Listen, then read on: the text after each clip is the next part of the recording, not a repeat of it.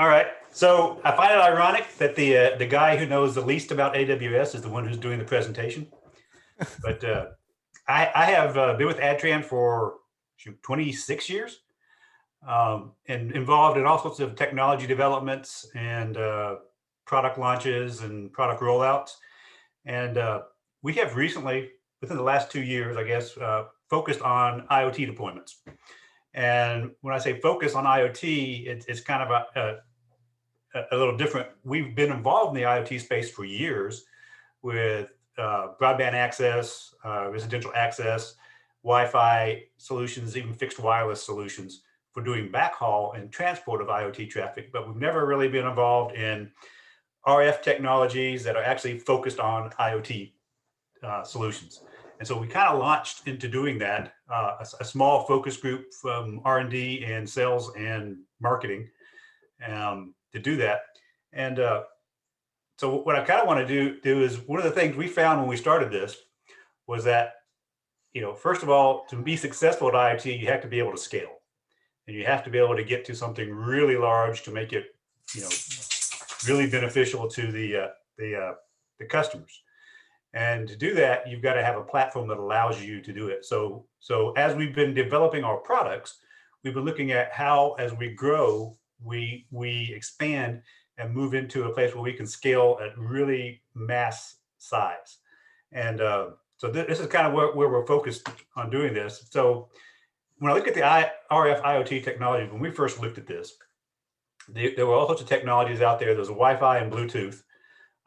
And those guys are kind of focused on the high data rate, but short range, but they also require a lot of power. And that marketplace is fairly saturated with providers. And then we look at the cellular side, we get to high bandwidth, medium to long range solutions that can cover short range, obviously, in that as well. And another high power type solution.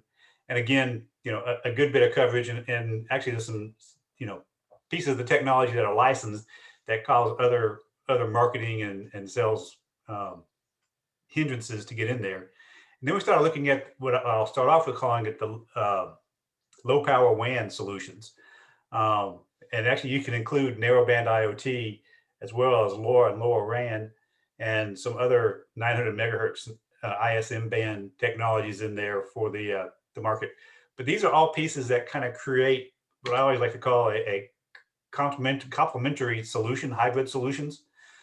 Any one of those solutions doesn't give you all the capabilities that you need, but all of them together cover everything from a short range, high bandwidth residential solution, business solution, and even long range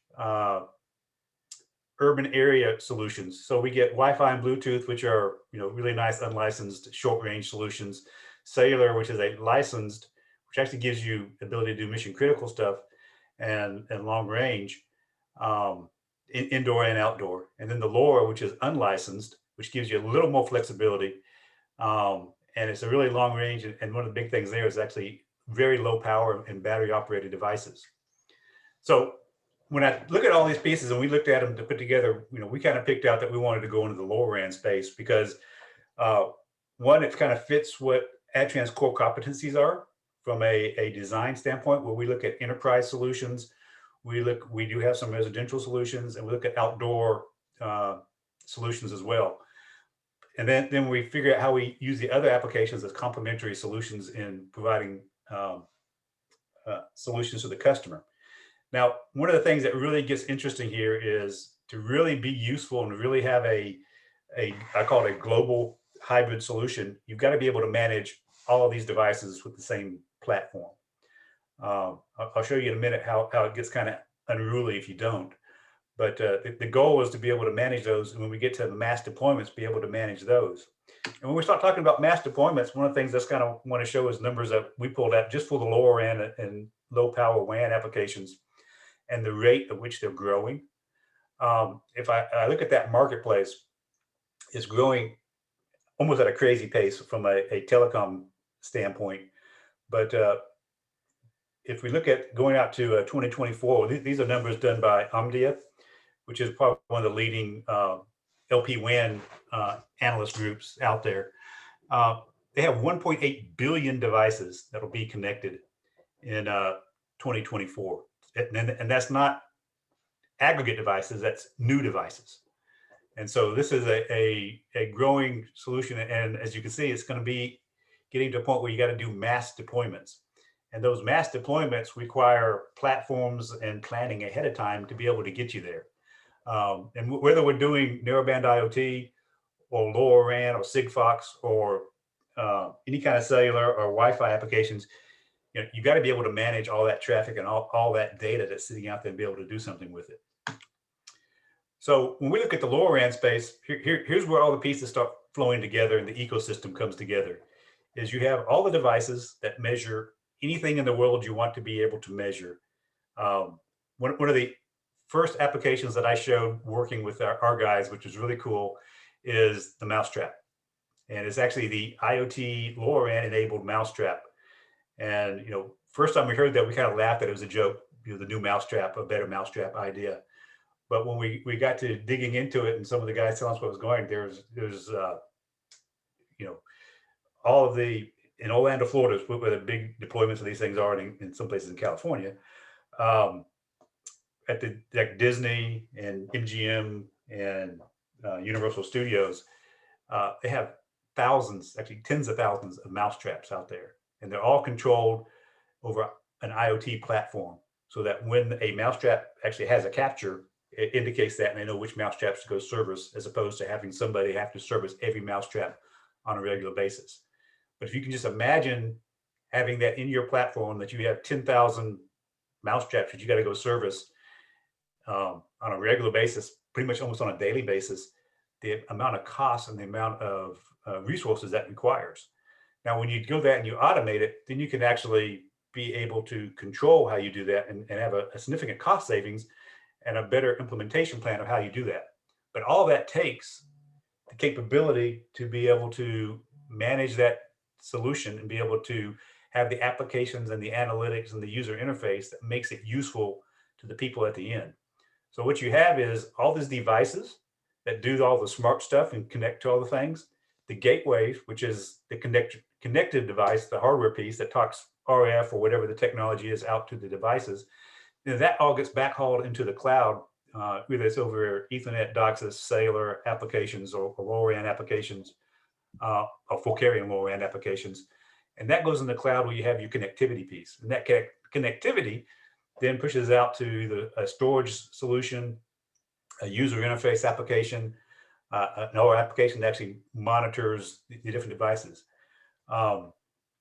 From an ADTRAN standpoint, our first focus has been on the gateways, and I'll put the unsolicited corporate plug. We have two gateways in the marketplace today. Our indoor LoRaWAN gateway, which was released last month.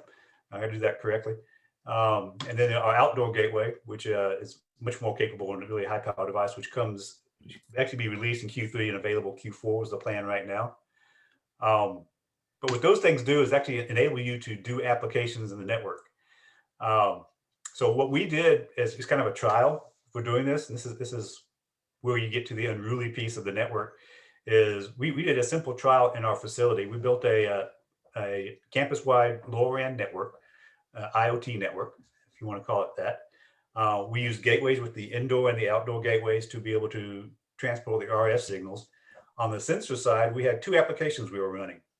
One of them was a contact tracing application. So actually it monitored for proximity between devices. So a person would wear the device and we'd monitor the proximity of that device to another device. If they got within 6 feet of each other, it would basically do a audible and a physical alarm. So it buzzed and beeped at the guy saying, you're too close to somebody. Hopefully they could figure out who that was and move apart. If they didn't move apart, we actually kept track of who they were connected to or close to and for how long. And so what that allows us to do is we have these devices that are, set up to be able to track when they're at a given proximity to another device and be able to store that into the cloud.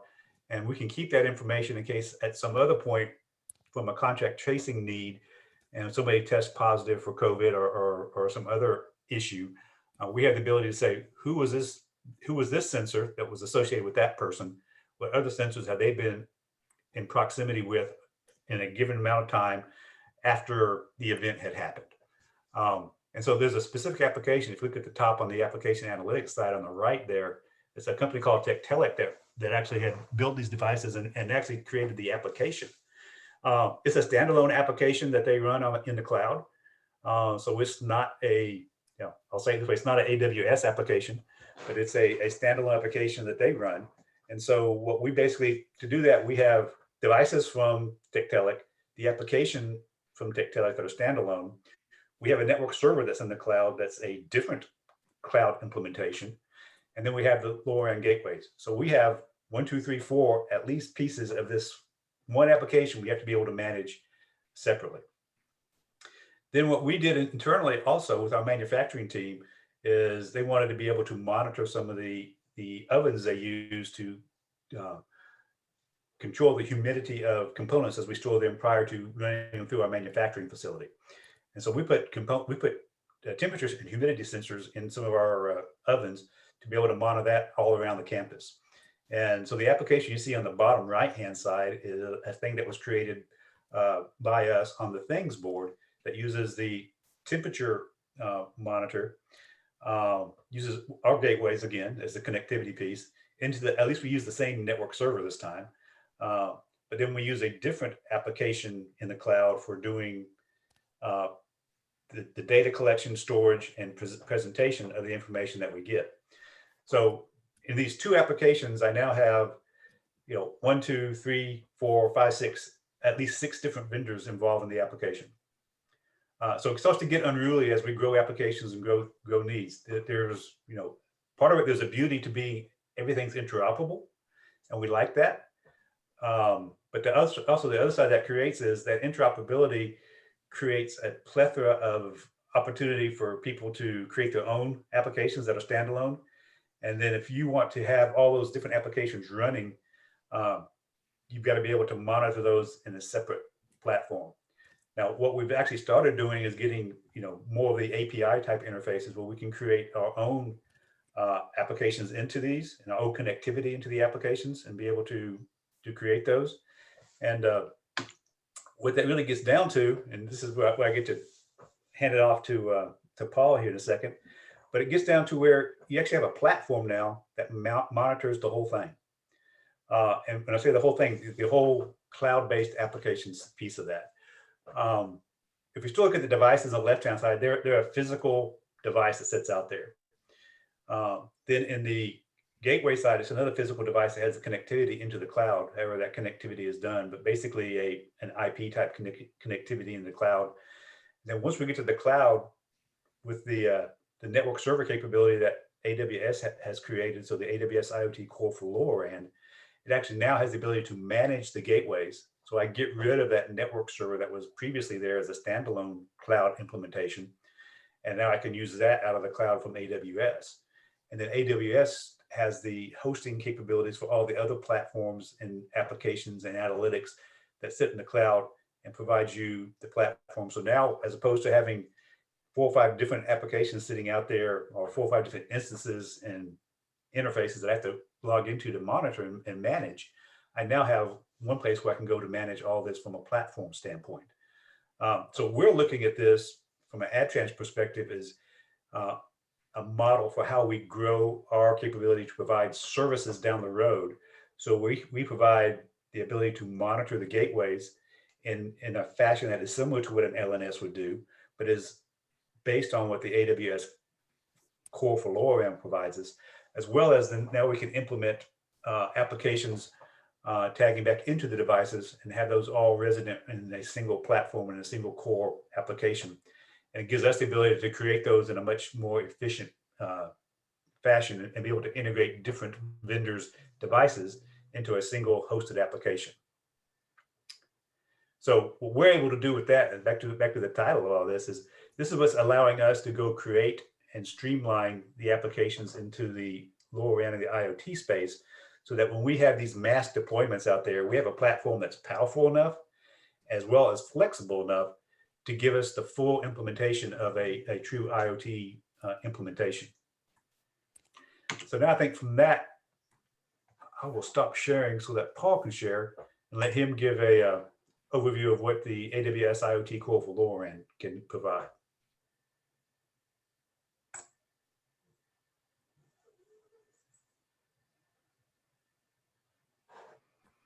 All right, great. Hopefully you're able to see my slides now. Let me go ahead and jump into just a little bit of intro here. As a solution architect with AWS, I was part of the partner organization where we worked with the partners building the gateways, building the devices to connect into IoT Core for LoRaWAN, and helping to get those gateways qualified and into the catalogs. And so that was kind of the role that I played in this. And but I wanted to kind of back up just a little bit and talk about the whole AWS IoT architecture.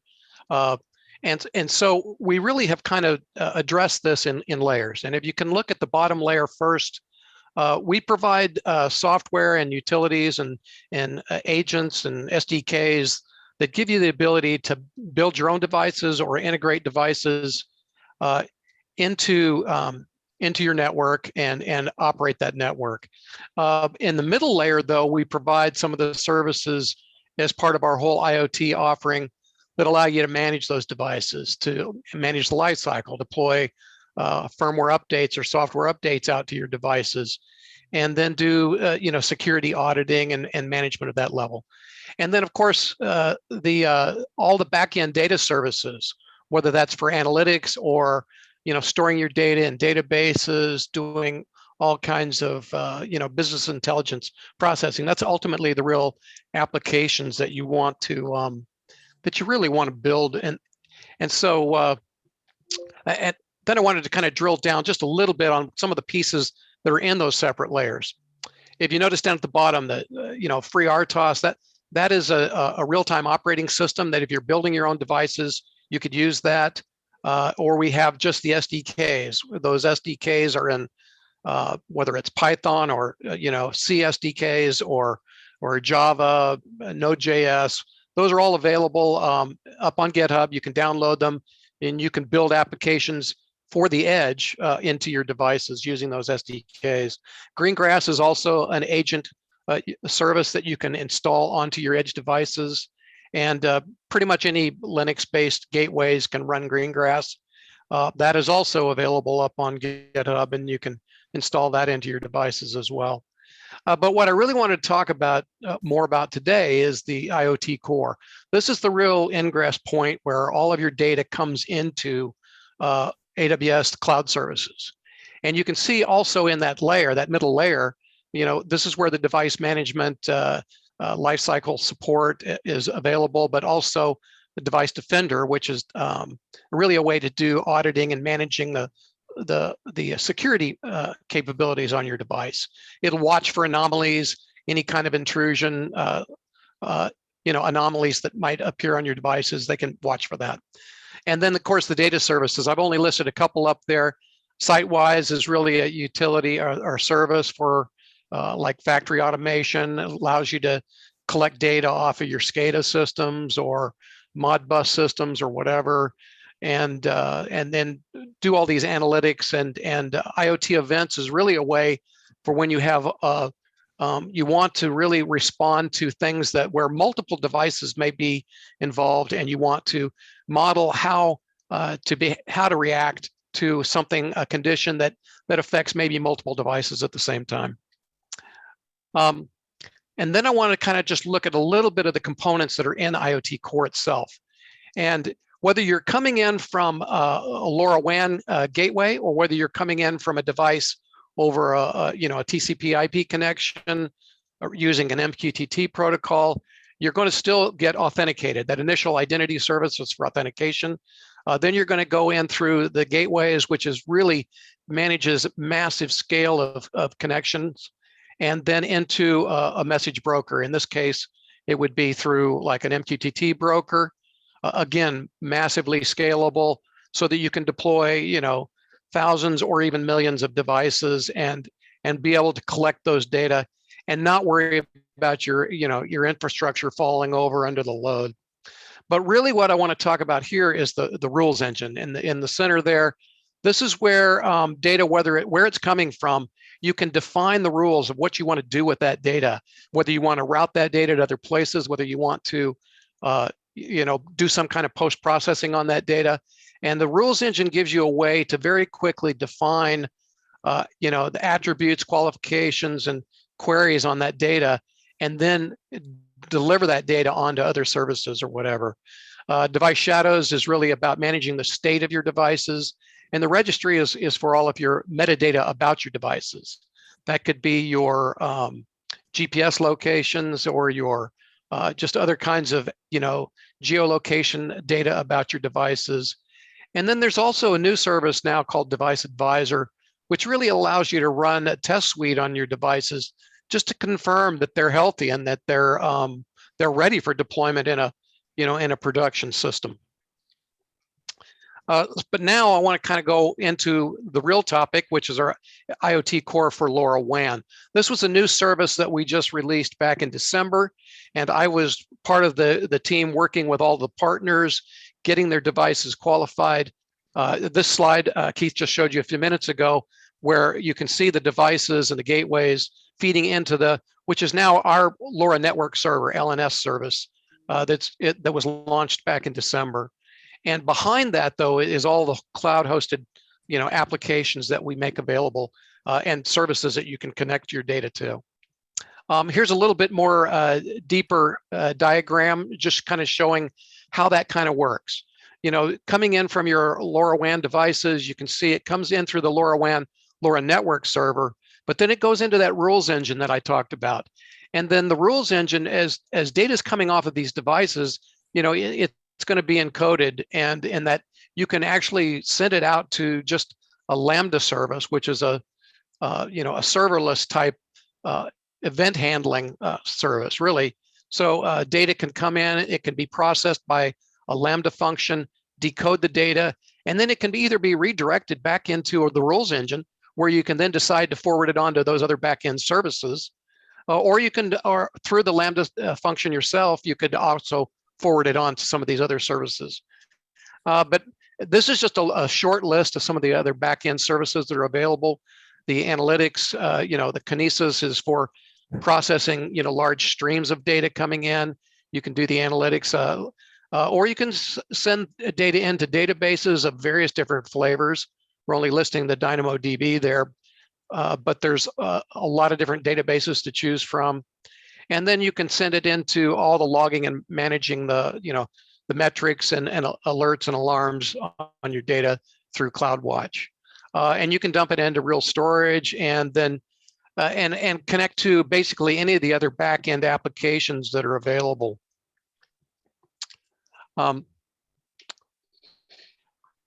So what I wanted to do, though, talk about very quickly, though, is that we have a workshop we've put together for IoT Core for LoRaWAN. In this IoT workshop, I've got the URL down at the bottom. I really encourage people to go to that workshop. It's a self-paced kind of a workshop. You can run through that. I believe it takes approximately about maybe 8 hours to get through the whole workshop, but it walks you through a lot of different capabilities of IoT Core for LoRaWAN. You can set up your gateways, your devices. You can build an application. It actually walks you through building a sample application, building a dashboard using Grafana. You can use Grafana. You can use QuickSight. You can use Tableau. Whatever kind of dashboarding applications that you'd like to work with, those can all be supported. And so the workshop is really helpful to kind of walk you through how to use that. And I would encourage you to take that because even running this entire workshop in your own account, the usage and the cost to you is almost nothing. I believe if you left it all running for a whole week, you're still spending less than $10. But even just to run through the workshop is usually under $1 to test out the whole workshop. But if you set up a new account and you have a free tier account, it's probably going to be free anyway. And so that is one of the areas. And I think we're going to show you, I believe that Steve is going to walk you through a demo that ADTRAN has put together. But in this workshop is another way to try building a demo application for yourself. And so just here's some other references maybe that you might want to take a look at. You can find some of the getting started documentation. You can go through the devices, Amazon, AWS. That's where the catalog is. We have listed a lot of different products in our catalog. Devices in the catalog have been tested to work with the IoT Core for LoRaWAN service. And so we've listed all those there, and it was actually fun working with the ADTRAN team to get their devices qualified, and so it's really nice to be able to have them also included in the catalog. But some sample applications are available, and so you can reach out to us and connect to find out more about building other applications as well. And I do have a sample of a binary decoder that you could actually see later if you want to, if we have time for that. But at that, I'll hand it off back to Keith or Steve. I believe it's going to be. Yeah, I'm standing in for Lisa, so I'll take it next. Okay. Thanks, Paul. So yeah, as Paul mentioned, ADTRAN, let me share my screen again. Got too many monitors here. Where'd it go?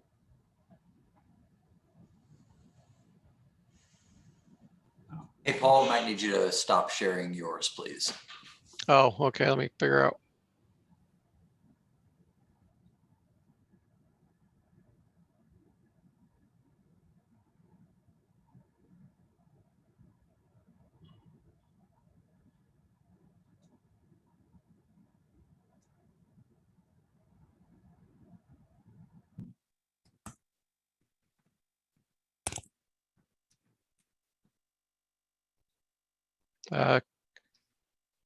Can't find where to unshare.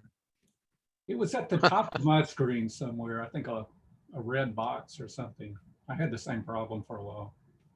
Okay. There we go. Okay. There we go. Okay, great. Great. Thank you. Yeah, thanks, Paul. That was wonderful. And Keith, it was really good. I'm just going to do a few minutes to say what one of our sales engineers did. I can find the right screen to share. Okay, so unfortunately, the person that did this is away at a customer site, and like AWS, ADTRAN, customers always come first. So she was busy, could not present this herself. So I said I would stand in for her. So I'm kind of a last minute substitution. So sorry for about that. But her name was Lisa Warrington. She's a sales engineer at ADTRAN, had absolutely no AWS experience coming into this, and wanted to be able to ingest the IoT into AWS IoT Core and take it through the different services that AWS offers to be able to, like Paul outlined, go through a Lambda to sort of ETL that data a little bit, get it into a way that we could use a glue catalog, Athena, to create a data set in QuickSight and do visualization. So it was all, all AWS, that sort of route, very, very economical. And so I can take you through that very quickly because we don't have, let's see, too much time. So can you see my screen with the AWS IoT? Yep. And I will add that, Raphael, you're on, right? That's right. You helped Lisa quite a bit through this process. So you or Paul, since I was not involved very much, is there things I should show here in the IoT Core, which I'm not that familiar with, that would be good for the presentation? Yeah. So Steve, if you don't mind, I have a diagram, a high-level diagram of the POC that we have run. Turn it over to you then. Okay, I'll stop sharing and then you'll take it, Raphael? Okay, yep. Okay. Very good.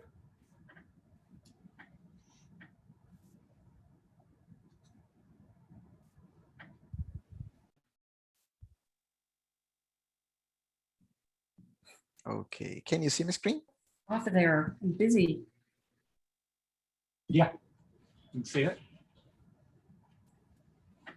Okay, so in the POC phase, we have helped Lisa and the ADTRAN team to start ingesting the messages or events from the IoT devices through the IoT gateway into AWS. And basically, we just set up this environment that I'm sharing, that you send the message through an IoT topic. And this IoT topic has an IoT rule that we say, okay, so you have a IoT device message, it's a LoRaWAN message, let's process this message.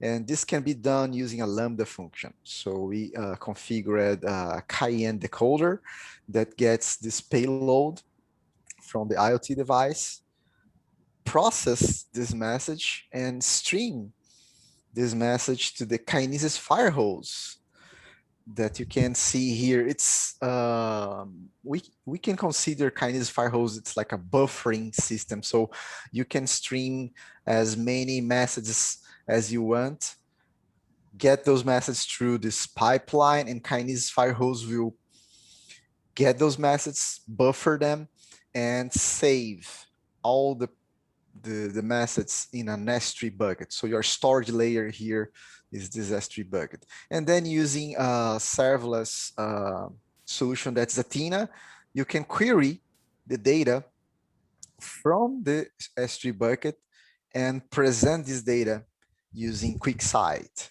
That's analytics tool. So ADTRAN users can embed, ADTRAN can embed those dashboards from QuickSight, and users can visualize the data from QuickSight. So this is the, let's say, completely serverless architecture for the POC that ADTRAN is using. So Steve, do you have a dashboard on QuickSight that you want to share? Yeah, I'll tell you what, yeah, give it back to me and I will take you, I got those screens lined up of that working well from your diagram. Yep. So I can show you exactly what that looks like inside AWS. And these are the, okay, I'm sharing now. And this is the account Lisa worked in to create this.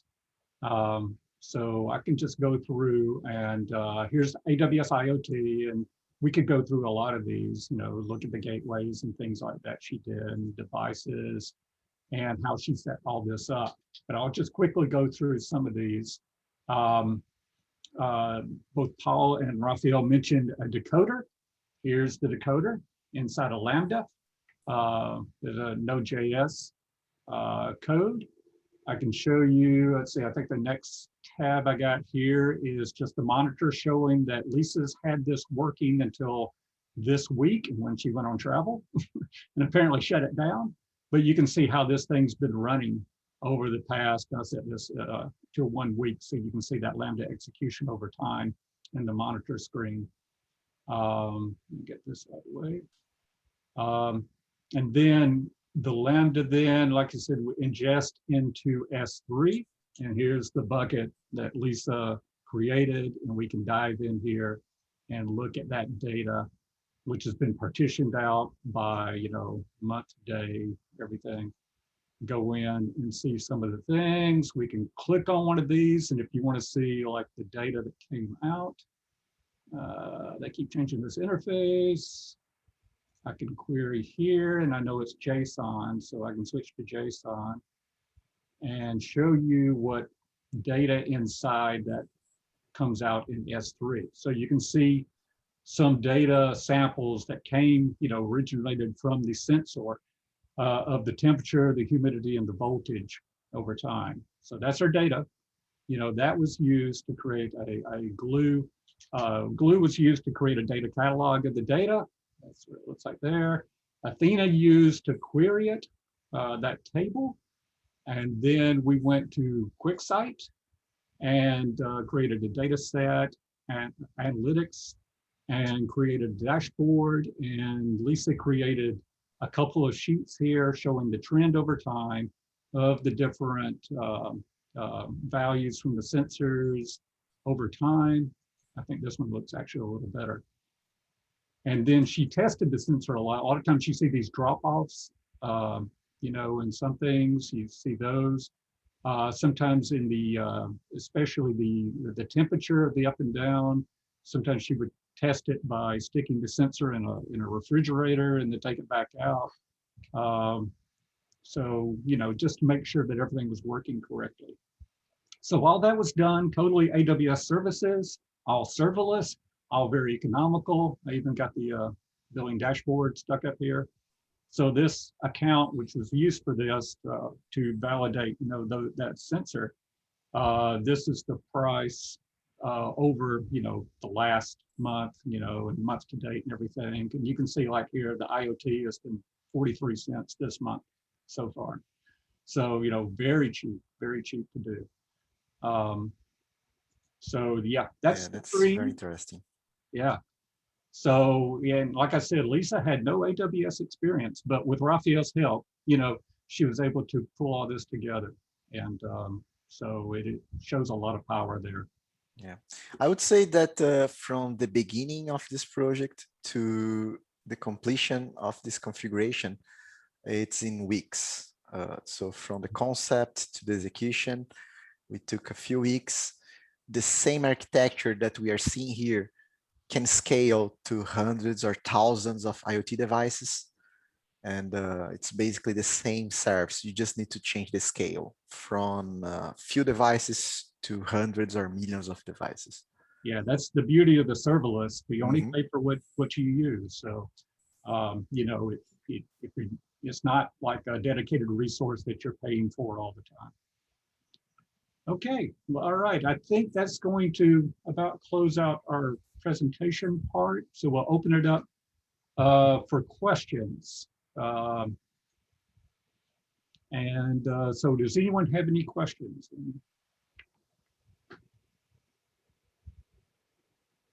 Just unmute and ask, or ask something in the chat, either one. And I think Justin Nelson, he's still here. No, he had to run. Okay.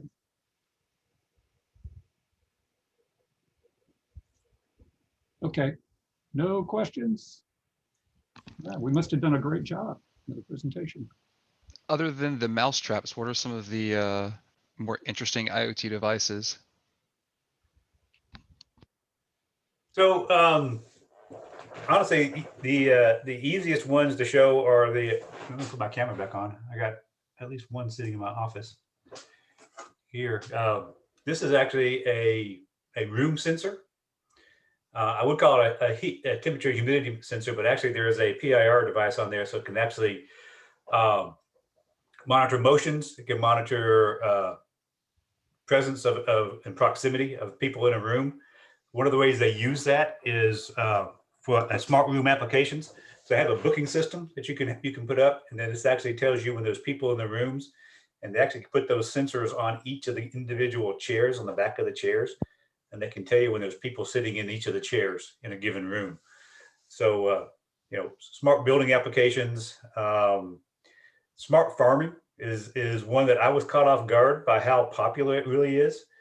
I mean, I know it's being used, but the probably the first two large scale applications that we were asked about were both in the agriculture realm, I'll call it that.